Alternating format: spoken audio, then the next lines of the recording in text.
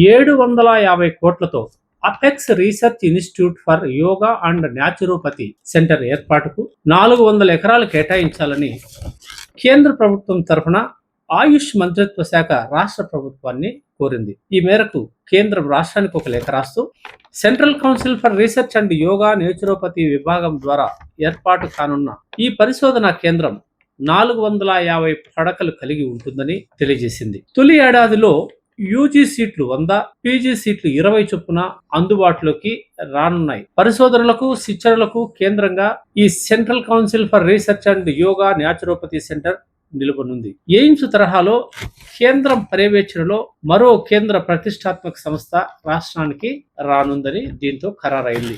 దేశంలోనే తొలిసారిగా ఆంధ్ర రాష్ట్రానికి అత్యున్నత apex yoga and naturopathy research centre కేటాయించబడిందని కేంద్ర ప్రభుత్వ వర్గాలు వెల్లడించాయి. ఆంధ్రప్రదేశ్ వైద్య శాఖ ఈ సెంటర్ ఏర్పాటు పట్ల సంతోషం వ్యక్తం చేస్తుంది. దేశంలోనే మొట్టమొదటిసారిగా yoga and naturopathy research centre Andhra Pradesh కేటాయించడం హర్షించదగ్గ పరిణామం అని పలువురు అభిప్రాయపడుతున్నారు.